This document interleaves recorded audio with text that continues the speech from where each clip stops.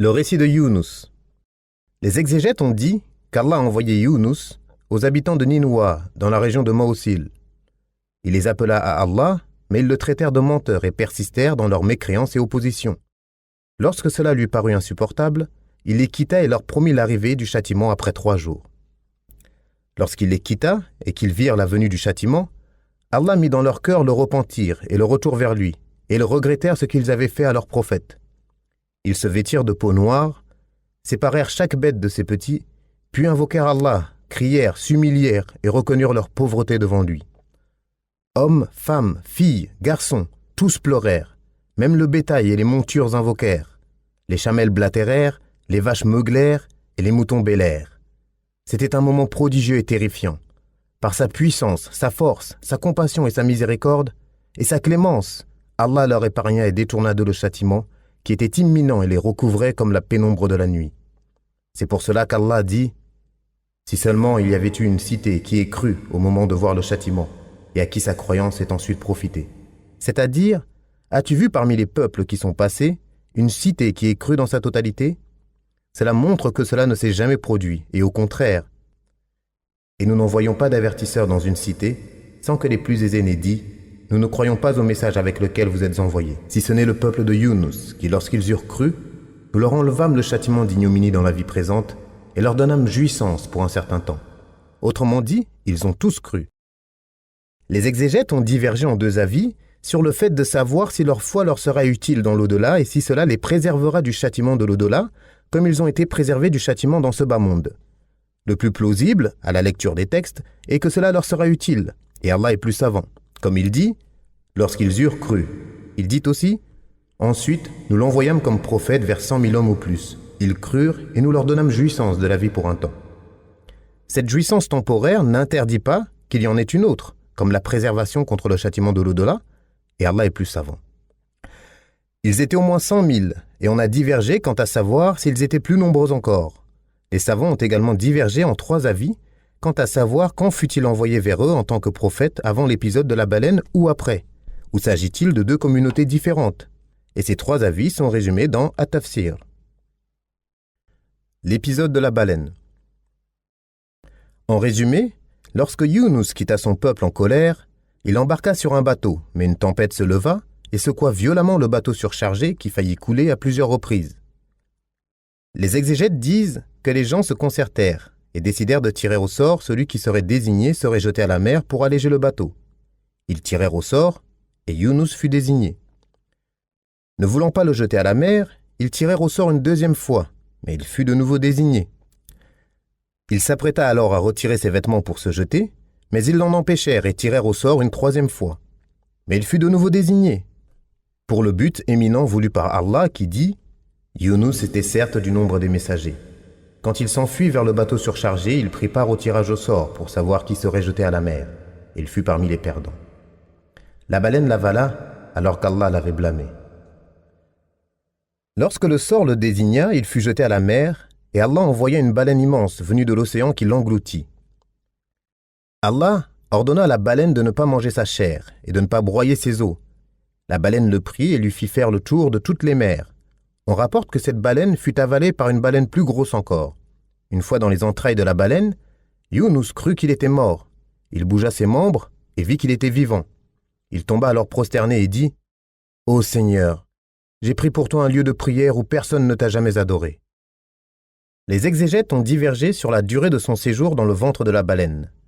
L'essentiel est que lorsque la baleine lui fit parcourir les fonds des mers houleuses, il entendit les poissons louer le tout miséricordieux, et même les louanges des galets pour celui qui fend le grain et le noyau, le Seigneur des 7 cieux et des 7 terres, de ce qu'ils contiennent et ce qui est sous la terre. Il s'adressa alors à Allah en disant ce qu'il avait dit, comme l'a rapporté le doué de puissance et de majesté, celui qui connaît les secrets et les confidences et qui éloigne les torts et malheurs, celui qui entend les voix même les plus faibles, qui connaît les choses cachées les plus infimes et qui répond aux invocations les plus considérables, qui dit dans son livre clair, révélé à son messager fidèle, le plus véridique de tous, le Seigneur de l'univers et la dignité des messagers. Et Dhunnoun, Younous, quand il partit en colère, il pensait que nous n'allions pas l'éprouver. Puis dans les ténèbres, il implora, « Il n'y a de divinité digne d'adoration que toi. Gloire et pureté à toi. je faisais vraiment partie des injustes. Nous l'avons exaucé et sauvé de son angoisse. C'est ainsi que nous sauvons les croyants. Il pensait que nous n'allions pas l'éprouver, c'est-à-dire le mettre dans une situation difficile.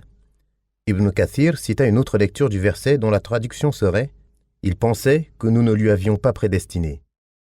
Puis dans les ténèbres, il implora. Ibn Mas'ud, Ibn Abbas, Amr ibn Maymoun, Saïd ibn Jubair, Muhammad ibn Ka'b, Al-Hassan, Qatada et Ad-Dahhak ont dit qu'il s'agissait des ténèbres du ventre de la baleine, des ténèbres de la mer et des ténèbres de l'obscurité de la nuit.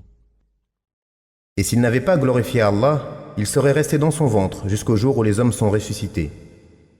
On rapporte que son sens est que si en cet endroit il n'avait pas glorifié et loué Allah, ne s'était pas humilié et repenti devant lui, il serait resté dans le ventre de la baleine jusqu'au jour de la résurrection et aurait été ressuscité dans son ventre. On rapporte également que son sens est que s'il n'avait pas été de ceux qui obéissent, prient et mentionnent Allah fréquemment avant que la baleine ne l'avale, il serait resté dans son ventre. C'est l'avis d'Ad-Dahhak ibn Qays, Ibn Abbas Abu al-Aliyah, Wab ibn Munabbih, Saïd ibn Jubair, Ad-Dahhak, As-Suddi, Ata ibn Sa'ib, Al-Hassan al-Basri, Qatada et d'autres encore. Et c'est l'avis d'Ibn Jarir. Cela est confirmé par ce que rapporte Ibn Abbas d'après le prophète qui dit « Ô mon enfant, je vais t'apprendre quelques paroles. Préserve le droit d'Allah et il te préservera. Préserve le droit d'Allah et tu le trouveras devant toi. Souviens-toi d'Allah dans l'aisance, il se souviendra de toi dans la difficulté. » Abu Huraira rapporte que le messager d'Allah a dit « Lorsqu'Allah voulut emprisonner Yunus, il inspira à une baleine, avale-le sans manger sa chair et briser ses os. Lorsqu'il fut dans les profondeurs de la mer, Yunus entendit quelque chose et se dit « Qu'est-ce » Allah lui révéla alors qu'il était dans le ventre de la baleine. Ce sont les glorifications des habitants de la mer.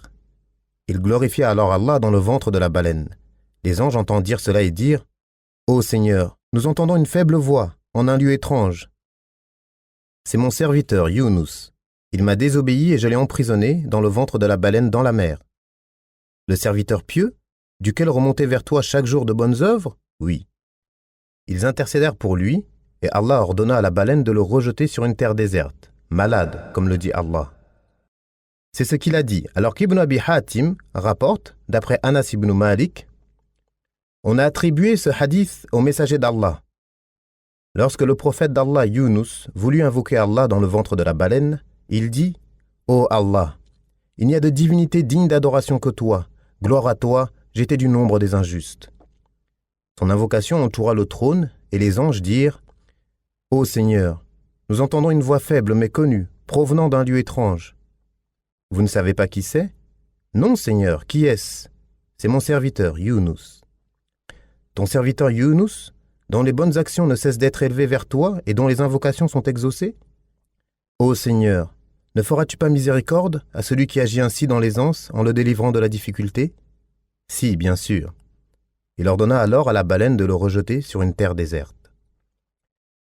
Ibn Abi Hatim ajoute, d'après Abu Huraira, il fut rejeté sur le rivage, et Allah fit pousser au-dessus de lui un plant de courge, et lui envoya des mouflons sauvages qui mangeaient les reptiles de la terre ou les herbes de la terre, et venaient vers lui et il s'abreuvait de leur lait matin et soir, jusqu'à ce qu'il se fortifia. Umayya ibn Abi Salt composa un vers à ce sujet. Par sa miséricorde, il fit pousser au-dessus de lui une courge. Venant d'Allah, et sans Allah, il aurait dépéri. C'est également un hadith étrange, et Ar-Raqashi a dit à son sujet, c'est un hadith faible.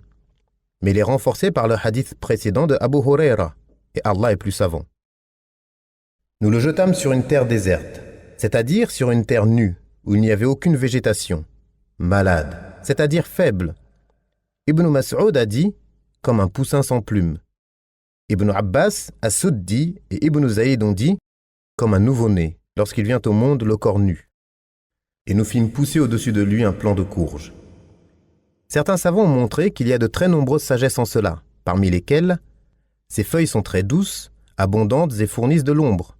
Les mouches ne s'en approchent pas. Ses fruits se mangent dès qu'ils commencent à pousser et jusqu'au bout, crus ou cuits, avec ou sans peau. De même que cela fortifie le cerveau et bien d'autres choses encore. Nous avons mentionné dans le hadith de Abu Huraira qu'Allah lui envoya des mouflons qu'il abreuvait de leur lait frais matin et soir. Cela fait partie de la miséricorde, des bienfaits et de la bonté d'Allah envers lui. Et c'est pourquoi il dit « Nous l'avons exaucé et sauvé de son angoisse ». C'est-à-dire de l'affliction et de la difficulté dans lesquelles il se trouvait. C'est ainsi que nous sauvons les croyants. C'est-à-dire ainsi que nous agissons avec tout croyant qui nous implore et cherche secours auprès de nous. C'est pourquoi il dit « Nous l'avons exaucé et sauvé de son angoisse ». C'est ainsi que nous sauvons les croyants. C'est ainsi que nous agissons avec celui qui nous invoque et cherche refuge auprès de nous. Sa'd ibn Abi Waqqas qui rapporte « Je suis passé près de Uthman ibn Affan dans la mosquée. Je l'ai salué. Il m'a bien regardé et n'a pas répondu à mon salut. Je suis donc allé voir Omar ibn al-Khattab et lui ai dit « Ô commandeur des croyants, y a-t-il quelque chose de nouveau en islam ?» Il répondit « Non, pourquoi ?»« Rien si ce n'est que je suis passé devant Uthman dans la mosquée, je l'ai salué, il m'a bien regardé et n'a pas répondu à mon salut. » Omar fit donc venir Uthman et lui dit « Qu'est-ce qui t'a empêché de répondre au salut de ton frère ?» Il répondit « Je n'ai pas fait ça. » Je répondis « Si, tu l'as fait. » Et nous en sommes arrivés à jurer tous les deux. Puis Uthman se souvint et dit « Si, qu'Allah me pardonne, tu es passé devant moi à la mosquée, alors que je me rappelais d'une parole que j'ai entendue du messager d'Allah. Et chaque fois que je m'en souviens, mon cœur et ma vue se voilent. Je vais te dire de quoi il s'agit. Le messager d'Allah s'adressait à nous lorsqu'un bédouin vint et l'occupa. Le messager d'Allah se leva et je le suivis.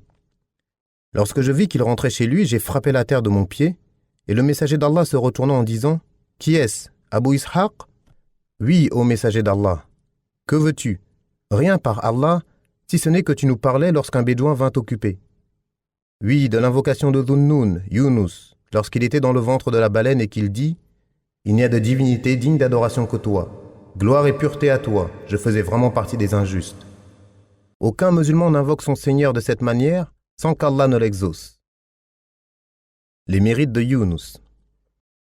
Allah dit « Yunus était certes du nombre des messagers. » Allah le cite ainsi parmi les nobles prophètes dans les sourates An-Nisa et Al-An'am. Abdullah ibn Mas'ud et Ibn Abbas rapportent « Il ne convient à personne de dire « Je suis meilleur que Yunus ibn Matta ». Ibn Kathir cite ensuite quelques chaînes de transmission de ce hadith, dont la dernière version également rapportée par Al-Bukhari. Et je ne dis pas que je suis meilleur que Yunus ibn Matta. Cette formulation appuie un avis concernant le sens de ce hadith.